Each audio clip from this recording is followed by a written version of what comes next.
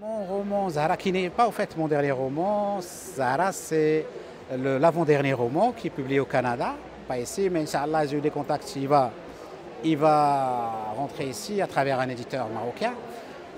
C'est l'histoire, Zahra, je vais vous faire ça à court, c'est l'histoire, en fait c'est trois histoires en une, qui sont étalées sur 3 décennies, les années 80, les années 90 et les années 2000. Une des histoires, c'est l'histoire d'une petite bonne qui est Oumeya, qui est la maman de Zahra, qui a subi un viol de la part du maître de la maison où elle travaillait, et Zahra est issue de ce viol-là. Zahra est restée dans cette maison-là, elle a été élevée comme une bourgeoise jusqu'à ce qu'elle connaisse la vérité, et c'est toute une des péripéties qui commencent pour elle. Parce qu'elle part à la recherche de sa vraie mère biologique qu'on a envoyée en l'Atlas, dans son village natal. Il y a aussi l'histoire de Wassim,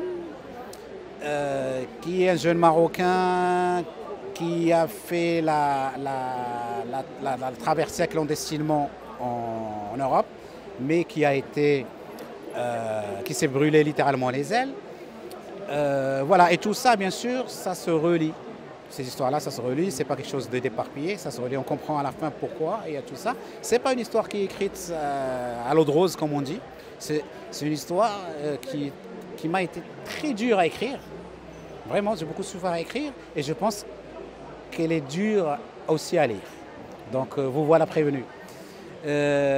Par rapport à ma présence ici au CNDH, que je remercie beaucoup parce qu'ils m'ont invité, c'est en fait justement de parler de ce livre-là, mais de parler aussi de mes autres romans qui sont des romans policiers, mais aussi de parler du rôle de l'artiste, l'artiste en général, et de l'intellectuel en général, de l'écrivain en particulier, dans leur rôle de dénoncer les injustices et de parler de ces injustices et d'être le relais de ces injustices-là entre le public justement et ces injustices-là. Et comme j'ai dit lors de mon intervention, si le journaliste éclaire,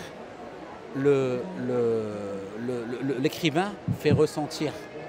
Si le journaliste révèle les souffrances, l'écrivain, son rôle est de mettre des visages à ces souffrances-là et donner une voix aux gens qui n'en ont pas. En tout cas, c'est comme ça. Je sais qu'il y a plein de gens qui ne sont pas d'accord avec moi.